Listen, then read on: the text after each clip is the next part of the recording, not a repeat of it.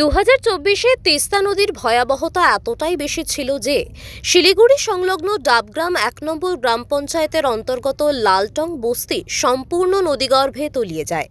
এই লালটং বস্তিতে মোট 131টি পরিবার বসবাস করত। রাজ্য সরকারের পক্ষ থেকে তিস্তার আগ্রাসন থেকে রক্ষা করতে এলাকার বাসিন্দাদের অন্যত্র সরিয়ে নিয়ে যাওয়া হয়। গোটা বিষয়টি নজরে আসে মুখ্যমন্ত্রী মমতা বন্দ্যোপাধ্যায়ের। এরপরই তারই নির্দেশে এই 131টি পরিবারের পুনর্বাসনের উদ্যোগ নেওয়া হয়। ওই 131টি পরিবারের হাতে পাট্টা তুলে দেওয়া হয়। তিস্তা পল্লী নামকরণ করেন মুখ্যমন্ত্রী। আর সোমবার ওই গ্রামের পরিস্থিতি খতিয়ে দেখতে যান শিলিগুড়ির মেয়র গৌতম দেব।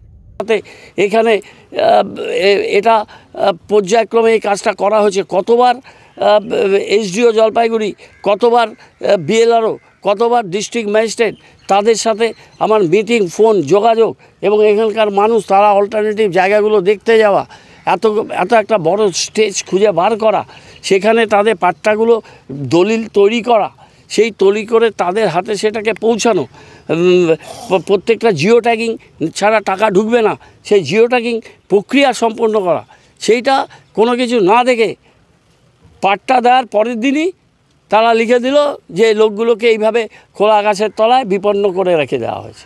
তো বলছি যে এটা অক্টোবরের ঘটনা, আপনারা সবাই জানেন। অক্টোবর মাসে যখন এই সাডেনলি তিস্তার গ্রাসে পুরো গ্রাম যখন নিয়ে হয়েছে, তারপরে তৎক্ষণাৎ ওনাদেরকে আমরা শালুগড়া হাই স্কুলে সিভিল ক্যাম্পে রাখা হয়েছিল। অনেক দিনই রাখা হয়েছে, প্রায় 4 মাস অন্তত রাখা হয়েছিল। তারপর আমাদের সকলের প্রয়াসে আমাদের আজকে গৌতম দেব, উনি আমাদের প্রাক্তন বিধায়ক তথা আজকাল মেয়র শিলিগুড়ির, উনি এসে আমাদের দুঃখ কষ্ট ওনাকে জানিয়েছি। উনি এসে দেখে উনি সিএম ম্যাডামকে, মুখ্যমন্ত্রীকে জানিয়েছিলেন। পুরো উনার ইয়েতেই আর কি প্রয়াসেই আজকে এখানে আমরা চমকডাঙ্গিকে এখানে স্থাপিত করতে পেরেছি। শিলিগুড়ি থেকে অরূপ পোদ্দার, ওঙ্কার বাংলা।